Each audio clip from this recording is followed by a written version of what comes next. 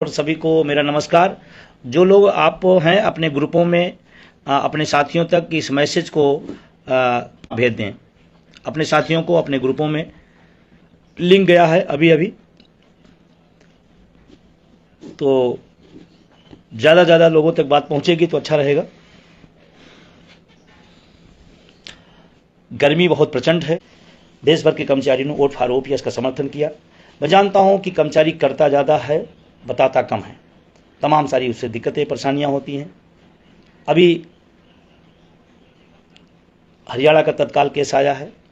पता नहीं राजनेताओं को इतनी घृणा क्यों हो गई कर्मचारियों से, जबकि सारी व्यवस्था कर्मचारी लेते हैं। ड्राइवर उनका सरकारी कर्मचारी, स्टाफ उनका सरकारी कर्मचारी, खाना बनाने वाला किचन में सरकारी कर्मचारी, सुरक्षा में सरकारी कर्मचारी।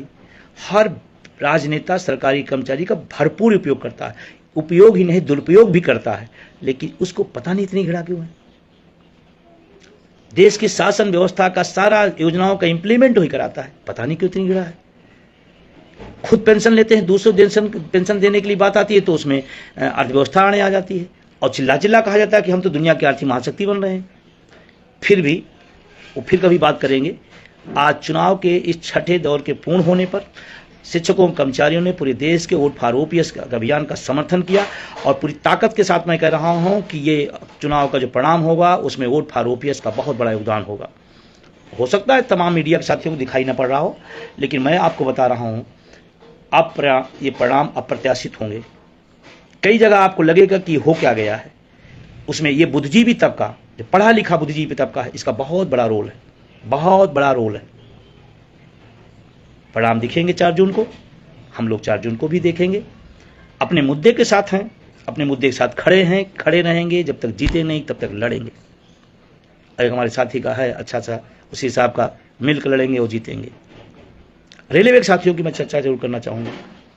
बहुत बड़ा योगदान इस यात्रा में रेलवे के साथियों ने दिया था। समय विभागों को सबने दिया था, लेकिन रेलवे के साथियों ने बहुत बड़ा कमाल किया था। इस देश की एक लाइफ लाइन है रेल।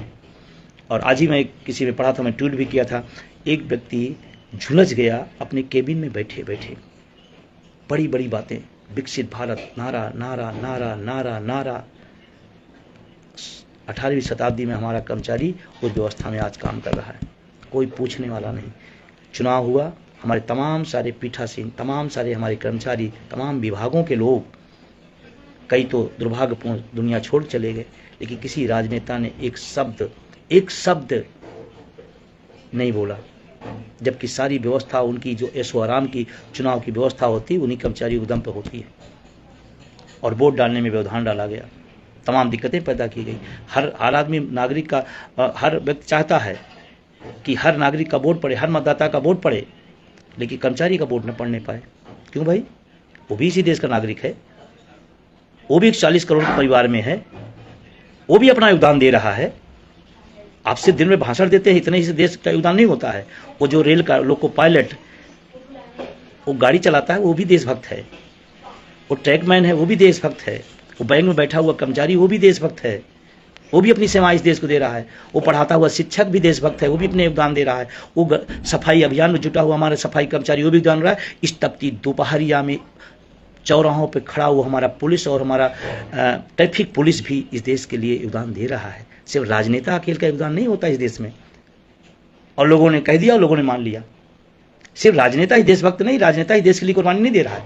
वो अर्धसैनिक बल, एक सीन अभी दिखाई पड़ी थी आपको, उस तपती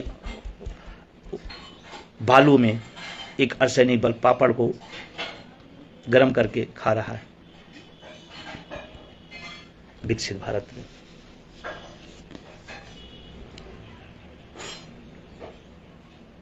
जिसके दम पर सारी व्यवस्था है, उसको व्यवस्था से बाहर कर देंगे आप।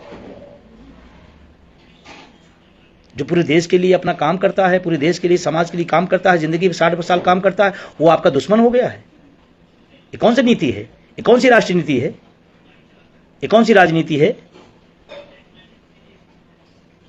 और मैं शिक्षकों कर्मचारियों से भी कहना चाहता हूं, तमाम शिक्षक कर्मचारी संगठनों से भी कहना चाहता हूं, मैं खुल कर कह रहा हूं, तमाम शिक्षक कर्मचारी संगठनों ने नौजवानों की पुरानी पेंशन को समझौता किया और उनके मुद्दे को ले जाकर राजनेताओं के चौखट पर बेच आए।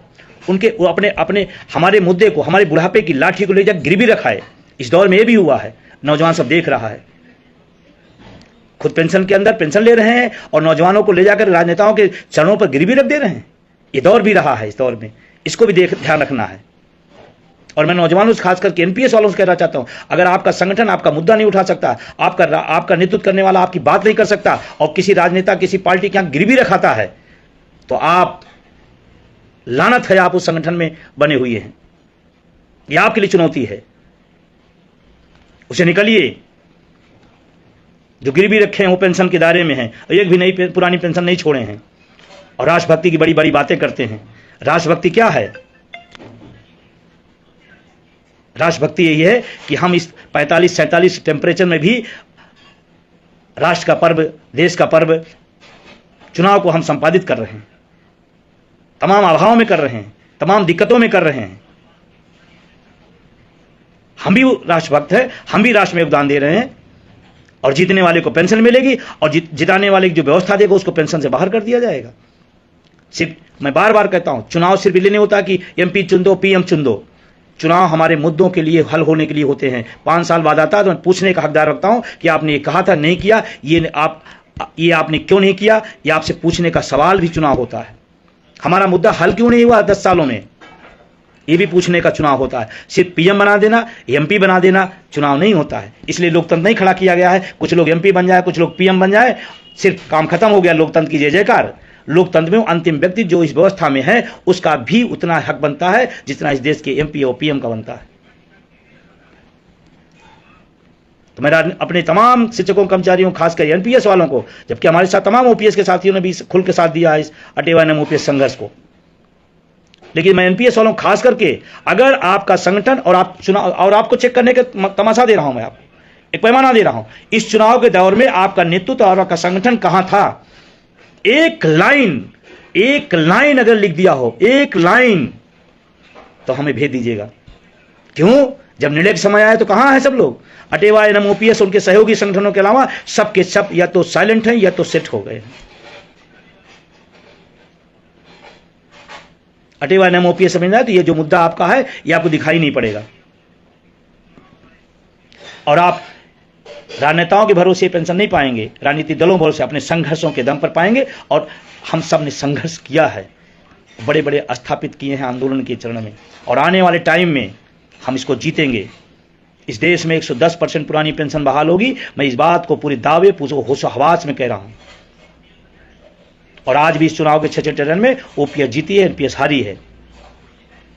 हाँ, इस दौर में जो एनपीएस वाला भी ओपीएस के पक्ष में नहीं खड़ा हुआ है, तो याद रखना, दुनिया को आप छिपा सकते हो, लेकिन ऊपर वाला देखता है। आपका जमीर आपको धिक्कारेगा, आपकी पीढ़ियां आपको धिक्कारेंगी अगर आप ओपीएस के पक्ष में नहीं खड़े हुए हैं तो। और सिर्फ अपने साथ आप अन्याय नहीं कर रहे हैं, आने वाली पीढ़ियों के साथ अन्याय कर रहे हैं।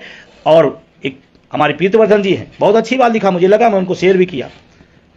जिसको हमारे बुढ़ापे की चिंता नहीं है, हम उसको सिंहासन की चिंता क्यों करें उसके। बहुत अच्छी बात प्रीतवर्धन जी ने बोला था, मुझे अच्छा लगा, मैंने शेयर भी किया था। कितनी बढ़िया बात। और जो लोग तमाम जाति, धर्म और भक्ति में डूबे हुए लोग हैं, उनसे मैं कहना चाहता हूं, आप तो अपनी पेंशन की कुर्बानी दे रहे हैं उनके नाम पर। उनसे एक बार कह देना कि पेंशन आप छोड़ देना, मेरे लिए कोई छोड़ देना तो मेरे पास भेजना। आप अपनी जिंदगी, अपनी बुढ़ापे, अपने भविष्य, अपनी पीढ़ियों भविष्य को तिरंजलि दे रहे हैं। उसे एक बार कहो, आप भाई साहब मेरे लिए पेंशन छोड़ दो, मैंने आपके लिए छोड़ दिया है, मैंने ओपीएस का बटन नहीं दबाया, एनपीएस को दबा दिया आपकी वजह से। एक भी मिल जाए तो बताना।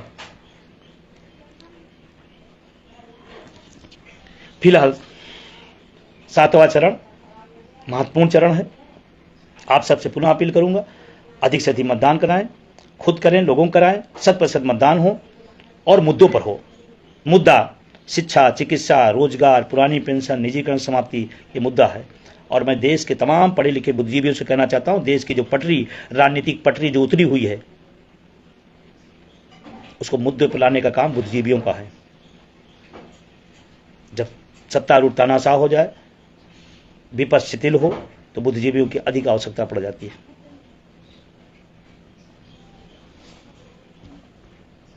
तो कल के आप जहाँ जहाँ वोट है वहाँ पर आप सक्रियता के साथ अपनी भागीदारी निभाएं।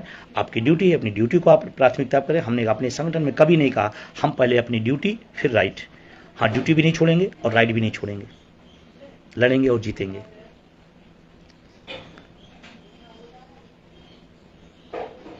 लास्ट बात, लड़ेंगे और जीतेंगे। विश्वास रखिए नेतृत्व पर, विश्वास रखिए संगठन पर। हम लोग सुखद भविष्य की ओर बढ़ रहे हैं। हमारा बुढ़ापा, हमारे बुढ़ापे की लाठी हमको मिलेगी, ऐसी हम आशा करते हैं, ऐसी हम उम्मीद करते हैं। और जो आशावादी होते हैं, संघर्षवादी होते हैं, उनके सपने कभी टूटते नहीं, कभी चूर नहीं होते हैं। तो आप कल के मतदान में ओपीएस पर बटन दबाइए, एनपीएस को हराइए, जिससे आने वाले समय में हमारे बुढ़ापे की लाठी हमको मिल सके। मैं तो निर्वाचन आयोग को बहुत बड़ा काम कर रहा हूँ, उसको तो मुझे बड़ा ब्रांड एम्बेसडर बनाना चाहिए था। कई जिलों में मैं गया, कई लोकसभाओं में मैं गया, मतदाता जागरूकता अभियान के तहत लोगों से अपील किया कि वोट करो, वोट करो, पर वोट आंधी में न करो, चश्मे बंद करके ना करो, मुद्दों पर करो। अपना भविष्य, अपने बच्चों का भविष्य देखो और मुद्दों पर लौट के राजनीति आए, हमारा पुरानी पेंशन का मुद्दा हल हो। इसी उम्मीद और आशा के साथ हम आपसे विदा लेंगे, एक दो निवेदन के साथ कि आप मतदान करें, मुद्दों पर करें। दूसरा, जो संस्मरण की बात मैंने कहा था उसको जरूर आप, आज है कल है, आप लिखें, देश दुनिया में सोशल मीडिया पे आप डालें अपने, जैसे देश दुनिया उस यात्रा के बारे में जाने। आने वाले टाइम में कुछ सुखद, कुछ अच्छा होगा। संघर्ष के दौर से सफलता के रास्ते निकलेंगे, ऐसी विश्वास है। बहुत बहुत शुक्रिया, बहुत बहुत धन्यवाद। तमाम लोगों के तमाम सवाल हैं, तमाम लोगों के कमेंट हैं। मैं उन सभी साथियों को जो लोग लगातार कमेंट कर रहे हैं, इसके बाद आप इसको, क्योंकि लाइव है तो आपके पास ऑलरेडी है ये, अपने तमाम साथियों तक इसको शेयर कर दीजिएगा, तमाम ग्रुपों तक आप शेयर कर दीजिएगा, बात जाए। एक मैंने कॉन्स्टिट्यूशन क्लब में दिल्ली में एक मैंने स्पीच की थी, और वो स्पीच इतनी ज़्यादा चली है पूरे देश के अंदर, मेरे पास तमाम लोगों ने घूम घूम के भेजा है। वो स्पीच बहुत ही शानदार है और उसमें मुद्दों की पूरी बात की गई है। देश भर के लोगों ने उसको पसंद किया है। मैं इसके लिए शुक्रिया अदा करता हूं और मैं हमेशा मुद्दे के साथ हूं। कुछ लोग कहते हैं, कुछ कहते हैं, उनका काम है। जो ओपीएस के साथ खड़ा है वो राजनीति कर रहा है, कि जो एनपीएस में होते हुए एनपीएस के साथ खड़ा है, राजनीति वो है। जो राजनीति कर रहे हैं कि एनपीएस में होते हुए भी किसी का झंडा उठा रहे हैं, असली राजनीति तो है। हमारे साथी, हमारे लोग, हमारे सहयोगी तो मुद्दों के लिए खड़े हुए हैं, मुद्दों के लिए लड़ रहे हैं।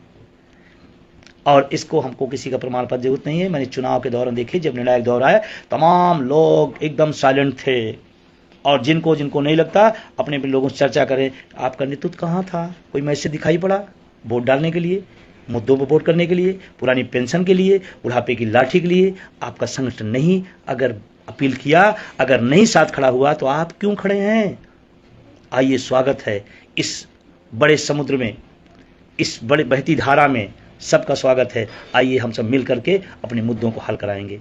बहुत बहुत शुक्रिया, बहुत बहुत धन्यवाद तमाम साथियों को जिन्होंने इस बात को सुना, समझा। उम्मीद करता हूं इसको अपने तमाम साथियों तक, चाहे शिक्षक कर्मचारी हों, शिक्षक कर्मचारी के बाहर के लोग हों, उनको सबको, क्योंकि हमने हमेशा, सिर्फ हम इतने स्वार्थी हैं अपने मुद्दे के लिए जरूर, लेकिन हमने रोजगार की बात पेपर लीक हुई तब भी मैंने कहा।